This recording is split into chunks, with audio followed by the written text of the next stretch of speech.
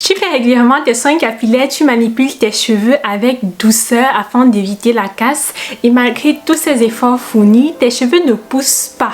Tu te demandes mais qu'est-ce qui se passe? Tu ne comprends rien. Tu te poses la question, les cheveux de X poussent, pourquoi mes cheveux ne poussent pas? Les cheveux de mon ami poussent, pourquoi les miens ne poussent pas alors que nous faisons le même type de soin? Nous prenons soin de nos cheveux, nous apportons de l'hydratation à nos cheveux et tout. Pourquoi mes cheveux ne poussent pas? Tu es perdu. Alors, sois sûr que si tu fais partie de ces personnes-là, après avoir regardé cette vidéo-ci, tu auras ta réponse. Tu sauras sûrement pourquoi malgré tous ces efforts fournis, tes cheveux te regardent et ne poussent tout simplement pas.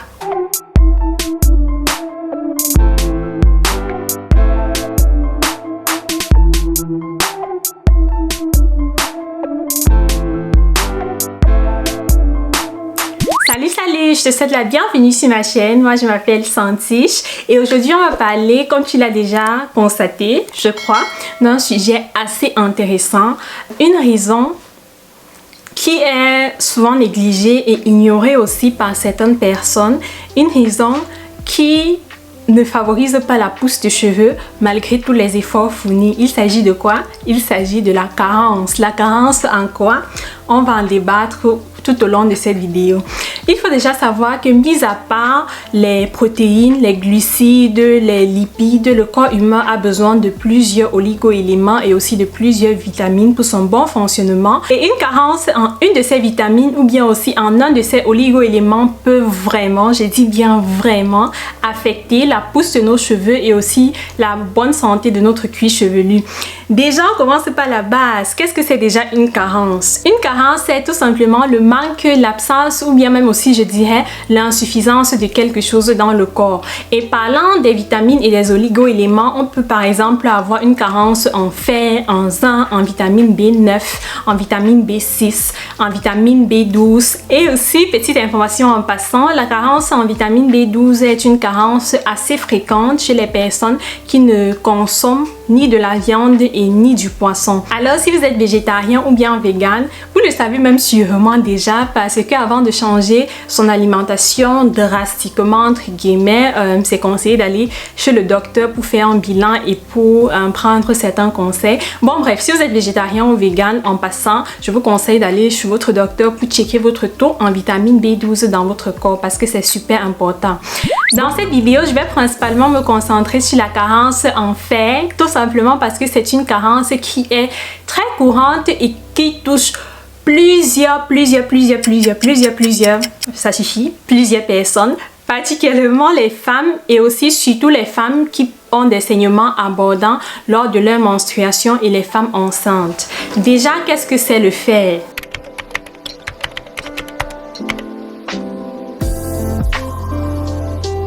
Alors, qu'est-ce qui se passe quand il n'y a pas assez de fer dans le corps, c'est-à-dire en cas de carence en fer?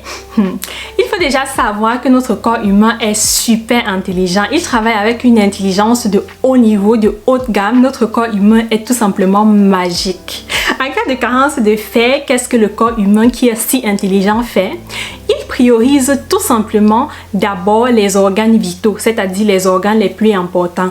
Donc, il va d'abord livrer l'oxygène au cerveau, au cœur, au rein et certains organes comme par exemple la peau ou bien aussi certaines parties du corps comme par exemple les ongles, les cheveux vont venir en second plan. Le corps humain va leur dire reposez-vous, patientez car il n'y a pas assez de réserve de fer ou bien même de fer dans le corps. Donc on s'occupe d'abord des organes les plus importants parce qu'il faut bien que la personne vive et on sait que sans cœur, la vie n'est pas vraiment vivable.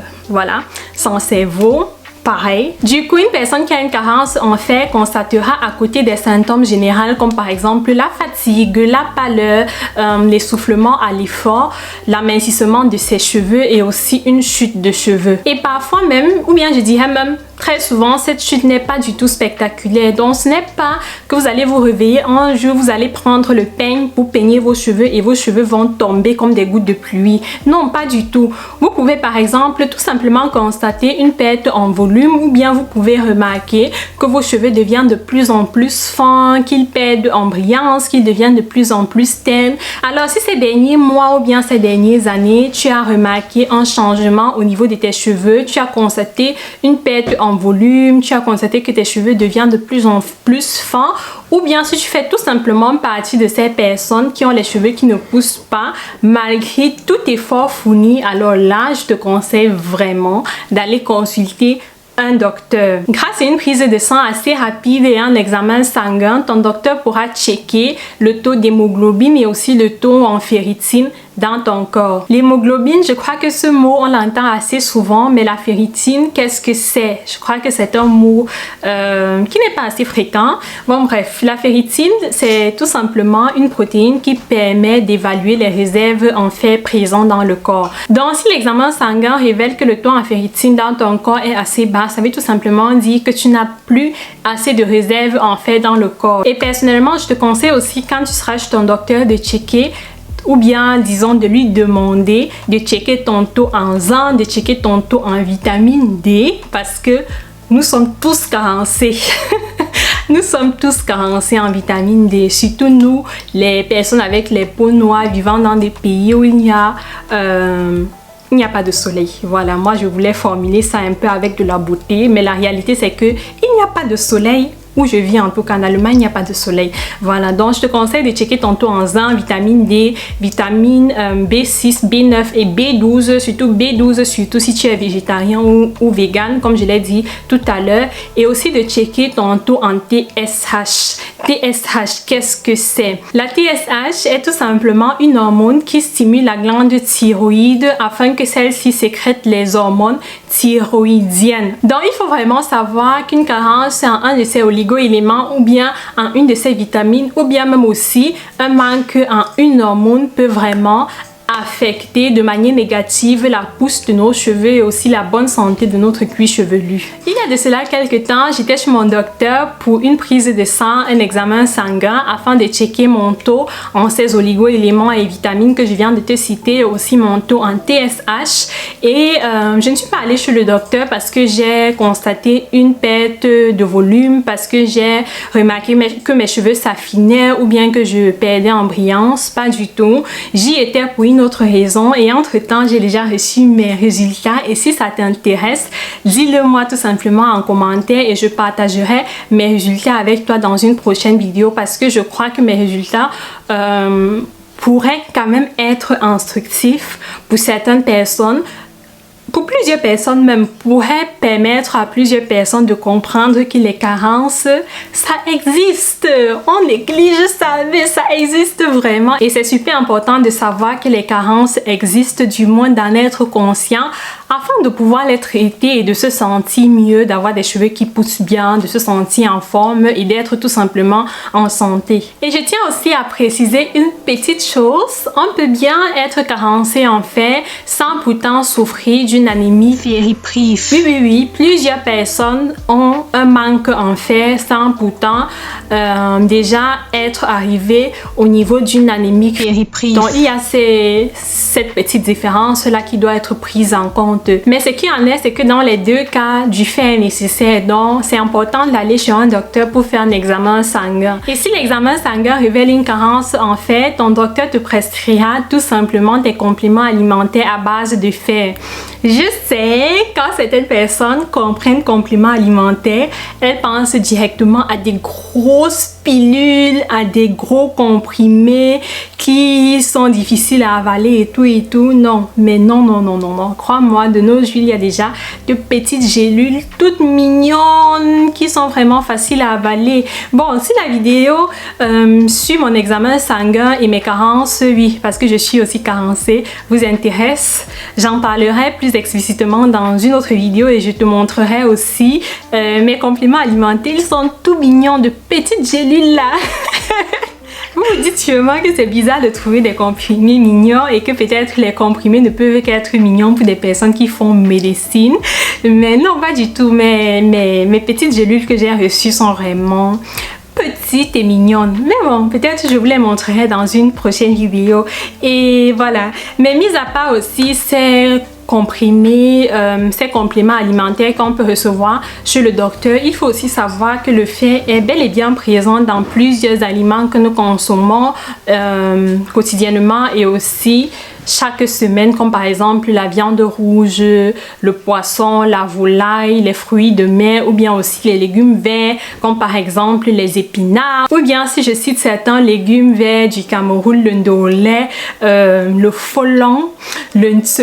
Le ntse, c'est un yemba. Coucou aux gens qui parlent les yemba pas ici. Le ntse, c'est tout simplement les feuilles de melon. Voilà, donc tous ces légumes verts sont super riches en fer et je vous invite à les consommer. C'est bien pour votre santé, pour le bon fonctionnement de votre corps et aussi pour vos cheveux. Car une bonne alimentation favorise aussi la pousse de nos cheveux, donc mangeons sain et mangeons équilibré. Tout de même, il faut savoir que le fer d'origine animale est beaucoup mieux absorbé, je crois 100 fois mieux absorbé que le fer d'origine végétale. Mais je te donne une petite astuce, la vitamine C favorise l'absorption du fer d'origine végétale. Alors, dans le futur, quand tu mangeras tes épinards, ton ndolé ou bien ton folon, tu peux tout simplement y ajouter quelques petites gouttes de citron. Mais si tu ne veux pas manger du folon citronné, des épinards citronnés, là je te comprends et je suis totalement d'accord avec toi. Ce que tu peux faire, c'est tout simplement prendre une orange en dessert parce que l'orange aussi, comme plusieurs autres fruits, contient beaucoup de vitamine C. Et une petite chose à préciser, car je sais bien que certaines personnes pourraient être tentées à le faire après avoir regardé cette vidéo. Je tiens déjà à préciser que l'automédication n'est pas une bonne chose. Je n'aimerais vraiment pas qu'après avoir regardé cette vidéo, tu ailles au supermarché ou bien en pharmacie te procurer certains compléments alimentaires et que tu commences à les prendre sans consulter un docteur. Parce que l'automédication est vraiment risquée. Et dis-toi aussi que l'excès en certaines vitamines et certains oligo-éléments dans le corps peut vraiment, je dis bien vraiment, nuire à ta santé. Donc, c'est toujours mieux de se faire suivre et consulter par un docteur. Et je me dis aussi, si tu crois que tu es sûrement carencé et t'estimes capable de poser ton propre diagnostic à la maison chez toi sans consulter un médecin en avance et te sens aussi capable de trouver la thérapie qui est adéquate et adaptée à ton cas. Comment est-ce que tu sauras après avoir pris les comprimés que tu t'es prescrit toi-même que ces comprimés-là ne sont plus nécessaires et que tu peux arrêter de les prendre? Comment est-ce que tu le sauras à la maison sans laboratoire, sans examen sanguin? Je ne sais pas, I don't know. Sauf si tu as un laboratoire caché dans ton sous-sol ou bien dans ton magasin ou bien même sous ton lit. Je ne sais pas, c'est bien possible. Je ne suis pas chez toi. On ne sait jamais. Mais si tu fais partie de ces personnes qui n'ont pas un laboratoire caché dans leur sous-sol à la maison, je te conseille vraiment d'aller chez un médecin, de te faire suivre par un professionnel de santé, comme par exemple aussi par un nutritionniste. Sinon, nous sommes arrivés à la fin de cette vidéo. J'estime avoir raconté le plus important à savoir sur ce sujet. Si la vidéo t'a plu, tu sais quoi faire pour m'encourager et pour me le montrer. Tu likes. N'hésite pas aussi à t'abonner à ma chaîne et activer la cloche de notification si tu es intéressé par les thématiques que j'aborde sur cette chaîne-ci, qui sont les suivantes: la santé, l'entretien des cheveux crépus et le lifestyle. N'hésite surtout pas à partager cette vidéo avec toutes les personnes qui ont des cheveux qui ne poussent pas malgré tous les efforts fournis et qui ne comprennent pas pourquoi leurs cheveux ne poussent pas. Sinon, on se prend d'ici quelques jours pour un nouveau sujet de vidéo. Entre-temps, prends soin de toi et surtout porte-toi bien. Bye!